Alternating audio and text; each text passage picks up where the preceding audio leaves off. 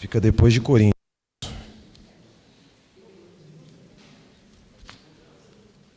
Os Coríntios tá tudo felizinho hoje, né? Gálatas capítulo 4.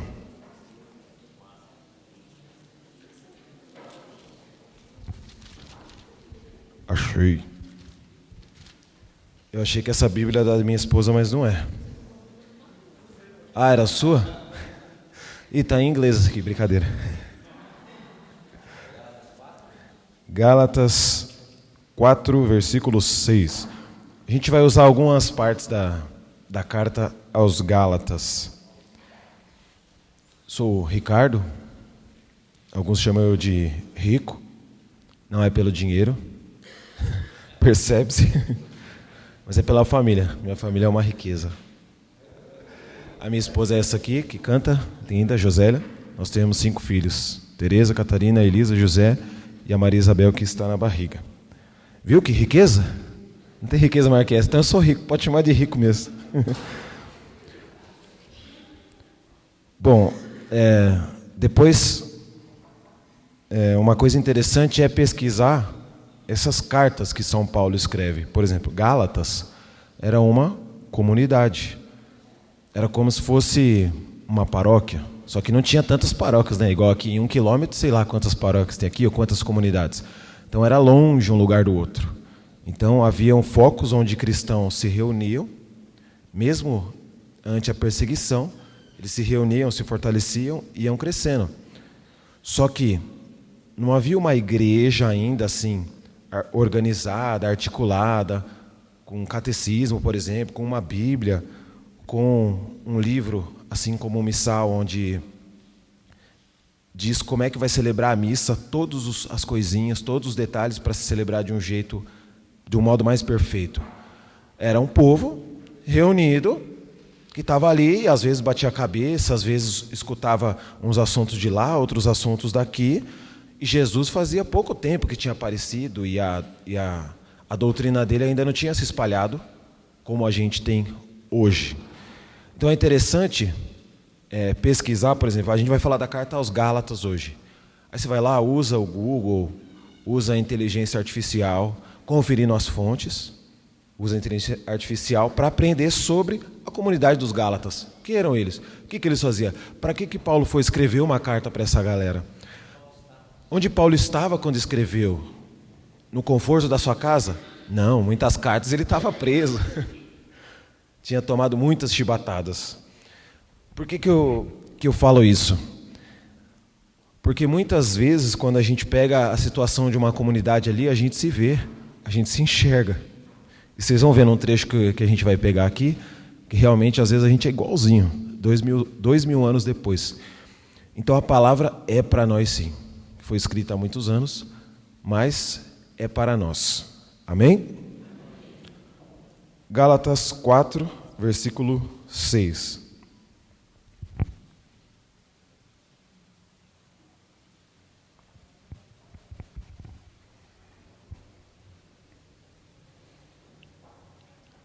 A prova de que sois filhos é que Deus enviou aos vossos corações o Espírito de seu Filho, que clama, Abba, Pai. Já não és escravo, mas filho. E, se és filho, então também herdeiro por Deus. Palavra do Senhor. Quem já ouviu essa palavra alguma vez? Levanta a mão. Pelo menos para mim ela é muito comum, eu escuto desde pequenininho. A prova de que vocês tem até uma música, né, do Valmir Alencar, que também eu escuto há muito tempo. Só que, se a gente parar para pensar, em cada palavra, a prova de que sois filhos. Ah, Deus é Pai, né? Pai nosso que estás no céu. Tá. Mas uma coisa é Deus ser Pai, outra é eu ter consciência de que sou filho. Muitas vezes, no seu coração, às vezes você não teve uma experiência boa com Deus Pai quando era criança. Deus castiga. Deus vai te mandar para o inferno. Sendo que não é Deus que manda para o inferno, né? As nossas atitudes nos encaminham para lá. Deus não gosta disso, não faz aquilo.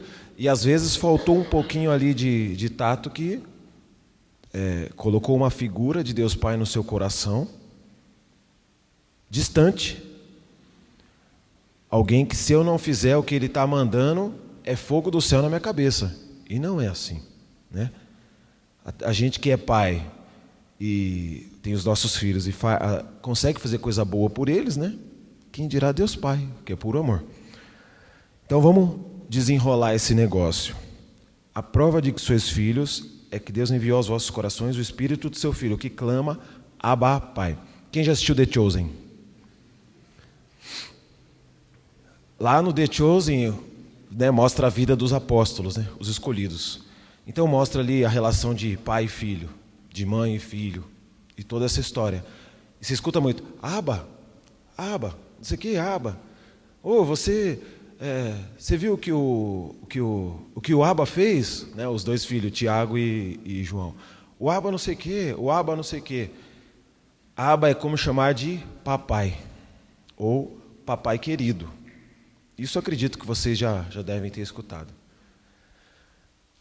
A hora que Jesus falou Abba com a voz dele, né, e não quando alguém disse Abba, foi no Getsemane, onde ele falava, Abba, se é possível que esse cálice passe por mim sem que eu beba, mas que seja feita a sua vontade. Então, na hora do sofrimento extremo ali de Jesus, e a ciência também, né, comprova que é possível acontecer o que aconteceu com Jesus, né, que sair sangue dos poros, onde deveria sair suor, sai sangue. Então Jesus suou sangue, isso acontece mesmo. É uma dor, é uma agonia tão extrema que isso chega a acontecer. Nessa hora Jesus falou, papai, na hora do maior sofrimento. Então já fica uma dica aí pra gente. Na hora do sofrimento a gente não deve fazer assim, por que comigo? Por que isso? Que droga! O outro, eu estou tentando seguir, né, a tua vontade, vou no grupo de oração, rezo o terço e tal, não sei o quê, e acontece as tragédias. O outro lá nunca apareceu na igreja, está de carro novo, casa nova, troca de mulher a cada 6 meses. Como se isso fosse invejável. Brincadeira. Então, na hora que o calo aperta, na hora que não tem resposta, porque Jesus não teve resposta. Se for possível que passe sem que eu beba. Deus não falou assim, tá bom, deixa para lá, não precisa beber não. Vai ter que beber o cálice. Nessa hora, a gente fala o quê? Abba, nessa hora que a gente se aproxima. Pai querido, Pai amado, o Padre Léo que falava, Pai santo, Pai querido, Pai amado, na hora que ele ia rezar. Então, nessa hora é a hora que a gente se aproxima de Deus. Abba. Eu sei que a gente não é judeu, né? Eu não chamo o meu pai de Abba. Nem ele achar que é a banda que ele gosta lá, que tocava lá nos anos 80. Nem de papai. Eu nunca tive o costume de chamar meu pai de papai. Mas a gente sempre foi bem próximo. É o quê? Entendeu? Ó a dica. Às vezes a gente pede mal e não recebe. Mas pedir para Deus como papai não só de malandragem, né? Querendo agradar ao Senhor, mas de carinho mesmo, de saber que Ele vai te dar.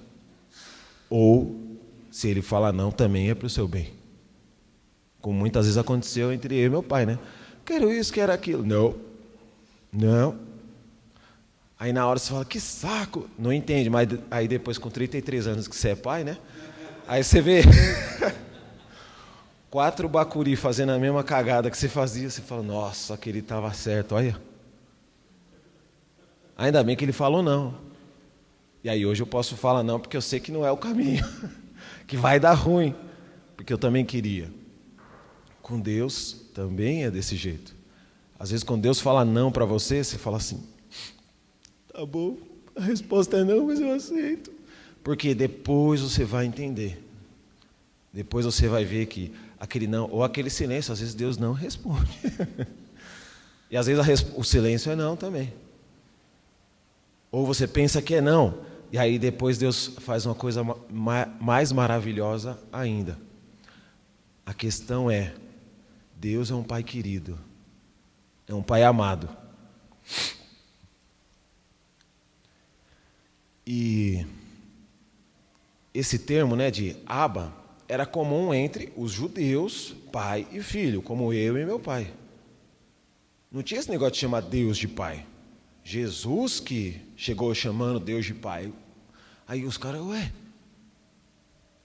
é Adonai, né, que eles chamavam. Adonai dos céus. Adonai dos céus também escuta no The Chosen. E quando eles escutaram falando que Deus era Abba, como assim? Quem é ele para falar que é tão próximo assim de Deus para chamar Deus de papai? Deus é lá no alto, no céu. Esse era mais ou menos o pensamento, né? Especialmente dos fariseus. Só que os fariseus ainda corrompiam, né, o que era para eles seguirem, que era a lei. Então o pensamento era mais ou menos assim na época de Jesus. Deus está lá no céu, é o Criador, prestavam o devido culto a Deus. Só que, como que eles seguiam ali o que a gente hoje segue como a igreja nos ensina? A lei. O que eles tinham ali para balizar certo ou errado, seja religiosamente ou moralmente, era a lei. Então era isso que existia ali entre a maioria dos judeus, a lei. Mas, quando Jesus chega e chama Deus quando ele, em vez de falar Adonai, e fala Abba, aí muda tudo. O que era um pai longe, o que era, na verdade, um pai não, né? O que era um criador longe, distante, que determina como eu devo me portar segundo a lei, muda. Porque quando você chama de papai, na hora que a criança, hoje eu sei, na hora que a criança vem com aquele rostinho assim tentando agradar para conseguir, é mais ou menos isso. Mas só que Jesus não era fingido, era porque ele queria mostrar que Deus é amor, Deus é pai, Deus é próximo. Então, nesse momento, eu não sei se você teve boa relação de criança, ou se você chegou na igreja nos últimos anos, ou quem sabe chegou agora, não sei. Mas se existe aí no seu coração um bloqueio com Deus Pai, porque Deus castiga e outras coisas lá que eu falei, ou você nunca parou a pensar nisso, falou assim, nossa, eu rezo o Pai Nosso sempre, só que eu não sei se eu sou próximo de Deus ou não. Talvez é uma reflexão que você nunca fez. Eu estou falando Deus Pai. Deus Pai. Pai, Filho e Espírito Santo. Cada um, o mesmo Deus, em 3 pessoas, que fazem coisas específicas, de formas específicas. Só que um não consegue, né, sem o outro. Porque aqui fala, a prova de que sois filhos é que Deus enviou aos vossos corações o Espírito, terceira pessoa da Santíssima Trindade. O Espírito de quem? Do seu Filho, segunda pessoa da Santíssima Trindade. Que clama o quê? Papai. O Pai, a primeira pessoa da Santíssima Trindade. Um não faz sem o outro. Mas um é uma pessoa, o outro é outra e o outro é outra. Meu Deus, agora bananou tudo na cabeça. Agora complicou tudo. Calma, a gente vai desenrolar. Vamos lá. Eu tenho uma pergunta. Por que nós somos filhos de Deus? Alguém pode responder?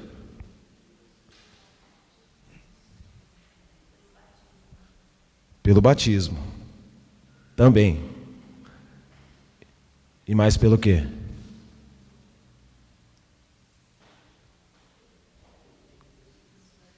Porque Deus quis. Aí não vale, né?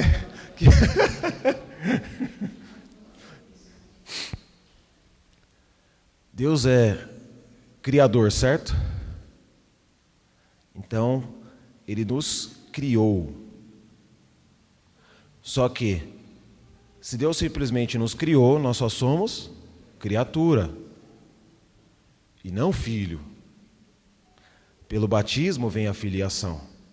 Só que a gente resumiu, né, numa tacada só. Quem foi criado imagem e semelhança de Deus e via Deus face a face e passeava com Deus e conversava na brisa da tarde assim, ó, cara a cara? Adão e Eva, criados imagem e semelhança de Deus. E por que que eles foram expulsos do paraíso e perderam esse privilégio de estar na presença de Deus face a face? O pecado. Então, a criatura, ao cometer o pecado, se afastou do seu Criador, deu as costas para o seu Criador. E quando Deus tentou conversar, né, como um pai conciliador que é, por que você fez isso? A mulher que o Senhor me deu, que pegou e me deu, e aí eu pequei por causa dela, a culpa foi dela. Mulher, por que você fez isso? A serpente aí, então no final a culpa foi de Deus que criou a serpente, que que enganou Eva, que também fez Adão pecar, e no final a culpa foi de Deus. Olha a tragédia que o pecado causa na criação. E talvez você lembrou de alguma situação aí que você pisou na bola e falou, não, é porque essa pessoa também me tira do sério, e aí eu vou lá e tenho que perder a paciência que... a paciência que eu já não tenho, eu tive que perder porque a pessoa me tirou do sério, né? E isso a gente só vai o quê? Se afastando. Só vai se afastando, só vai se afastando. Aí, como o pecado fez a natureza que era perfeita, imagem e semelhança de Deus, se entortar, ir para o outro lado, Deus fez o quê? Uma aliança a partir de Abraão. E aí ele falou, a partir da sua fé, todos serão filhos também. Até me zoam, né? Às vezes me zoam, fala que eu sou Abraão, pai de todos. Nada a ver, eu só tenho 5. A mãe de Santa Teresa teve 24. Santa Catarina de Sena teve 26 filhos. Ixi, está longe ainda. Só 21, olha aí. Tem que ver o copo meio cheio. E em Abraão, todos são filhos pela fé. Mas, depois, se a gente pegar o Antigo Testamento para ir lendo, né? Apesar de Deus ter dado a Abraão, e a Isaac, e Jacó, e ter feito tudo o que fez, havia uma coisa que meio que ia puxando o homem para baixo. Pecado original, chama tendência ou concupiscência da carne, que depois São João vai escrever. Meio que você está ali, eu quero fazer o certo, a vontade de Deus, não sei o quê. Aí de repente, quando você vai ver, caramba, quem pôs esse negócio aqui?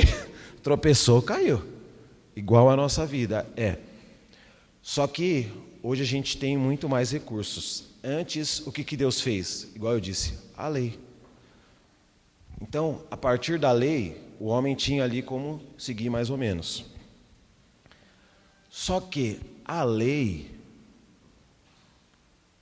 apesar de fazer o homem andar no que Deus queria, ela não justificava. Ou seja, o preço pela culpa dos pecados não tinha sido pago. Aquilo que Adão e Eva fizeram ao virar as costas para Deus, e aqui a gente põe todos nós, mas especialmente antes do sacrifício de Jesus, era uma vez por ano que acontecia um sacrifício, e aí você tinha que ir até Jerusalém, lá no templo, e aí matava, fazia o sacrifício, e aí aspergia, se tocava uma gota de sangue ali na sua roupa, e você estava perdoado dos seus pecados. Mas, dali a um ano, tinha que acontecer aquilo de novo. E não era algo suficiente para voltar, para te levar de volta à presença de Deus no céu. O céu estava, fechado. O paraíso foi fechado quando Adão e Eva fizeram aquilo que eu falei. saíram culpando a Deus, e assim por diante. Inclusive eu estava explicando para minhas filhas, né, a consequência desse pecado. Uma vez elas estavam brigando muito. Eu falei, gente, vem cá, quem era o filho de Adão e Eva? Caim e Abel. Falei, eles eram irmãos da mesma família, né? Falei, e o que aconteceu? Um matou o outro. Eu falei, Então a consequência do pecado, da gente querer, da gente desobedecer, e essa vontade de ficar, porque às vezes eu vejo elas com raiva da outra sem falar nada. Eu falei, tudo isso que vem dentro da gente começou em Adão e Eva, certo? Certo, começou em Adão e Eva. Isso causou um mal tão grande que fez os primeiros irmãos que nasceram na terra, um matar o outro. Aí elas, nossa, falei, eu não estou dizendo que você vai pegar e vai matar ela, mas isso começa dentro do coração aos poucos. Briga. Falei, não, a gente tem que alimentar o amor, porque senão vocês vão crescer de briga em briga, de briga em briga, e aí essa coisa no seu coração vira um ódio e vira uma mágoa. Aí elas, tá. E aí tem que fazer o exercício de reconciliar, de abraçar, de pedir desculpa. E diante de Deus a gente é criança igual as minhas filhas, do meu jeitinho. Só que às vezes a gente não tem coragem de dizer o que pensa na cara do outro e fica guardando e remoendo. Mas as crianças não, falam na cara que você é feia e você cocô. Se isso não for corrigido ao longo do caminho, mas é a mesma coisa com a gente. E Deus está esperando você também se reconciliar. Porque Deus não é só aquele que deu o sacramento da confissão para a igreja, para perdoar os seus pecados, e você, sai livre. Não. Deus é um Pai reconciliador. Reconciliador. Muito bem. Então, quando o homem seguia a lei, mas a lei não era o bastante, Jesus Cristo, dando a sua vida na cruz, realizou um sacrifício que bastou por todos os sacrifícios.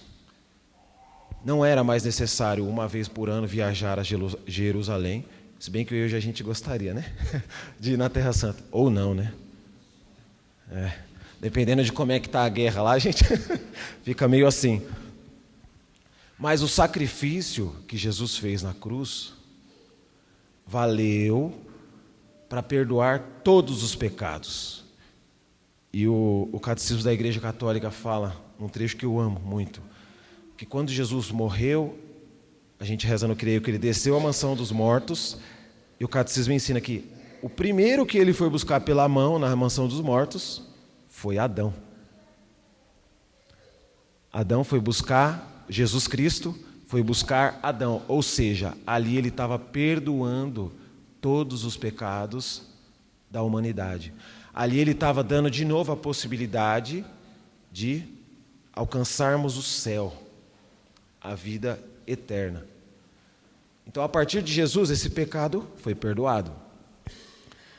E quando Jesus faz esse sacrifício e nos abre de novo o céu, não significa só assim, ganhei uma viagem, eu tenho um prêmio de ir para o céu. Não é isso, é estar de novo na união com Deus Pai. É preciso fazer esse caminho. Eu podia só chegar aqui e falar que Deus é muito bom e fazer você pensar no seu pai, e aí aqueles que não nos momentos bons com seu pai, e aí aqueles que já não tem mais o pai aqui talvez ia se emocionar, ia mexer, ia ser uma coisa linda de ver, todo mundo chorando, emocionado. Eu tenho ótimos momentos com meu pai, inclusive, né, terça e quinta a gente serve junto no grupo de oração. Olha que privilégio. Mas é necessário a gente entender que emocionalmente Pode ser ruim ou pode ser bom a experiência com seu pai. Seja aqui da terra ou seja com Deus. Só que a gente se aproximar de Deus exige de nós um caminho. Por quê? Assim como Adão pecou, todos pecaram. Então todos vai ali tropeçando de vez em quando. Todos também, assim como Jesus nasceu sujeito à lei, ele justificou todos aqueles que estavam sujeitos à lei. Jesus deu esse perdão e está a fácil acesso para cada um de nós. Então é necessário nós fazermos esse caminho de ir em direção ao Pai, se aproximar do Pai. Deus Pai, o nosso Abba, Pai querido, Papai querido.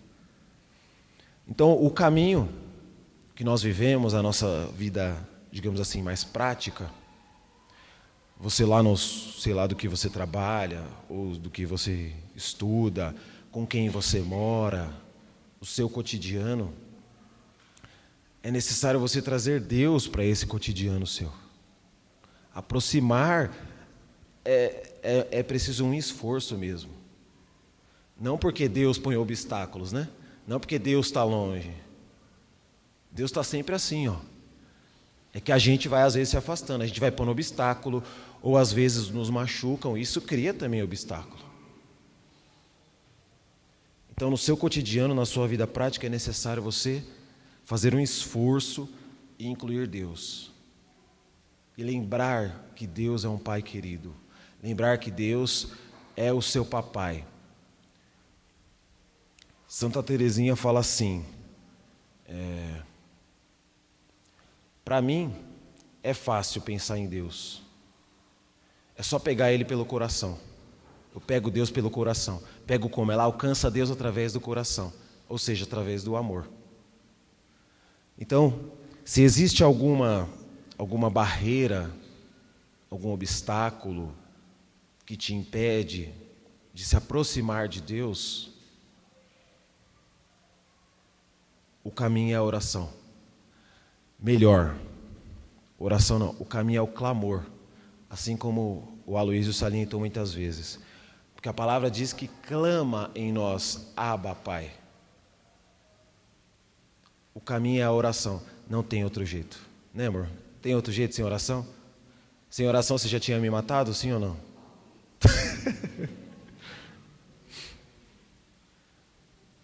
Por que o caminho é a oração?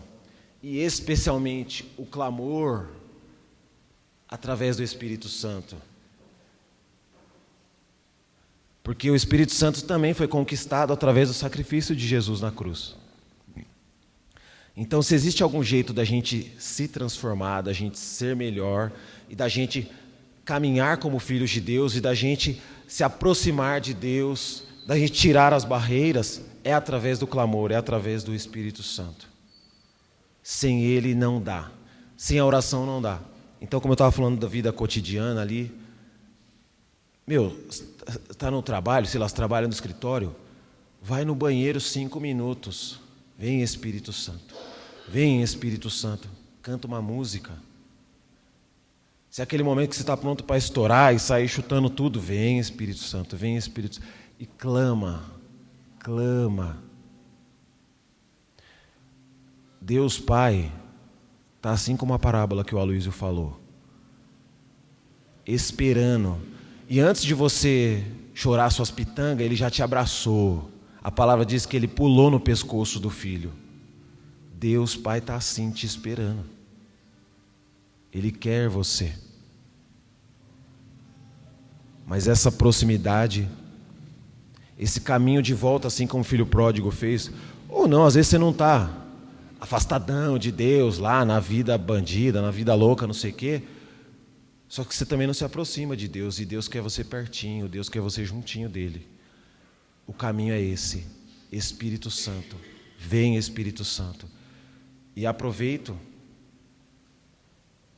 assim como tem a terça e na quinta-feira, um momento separado do seu dia para clamar o Espírito Santo, que é o grupo de oração, permanece.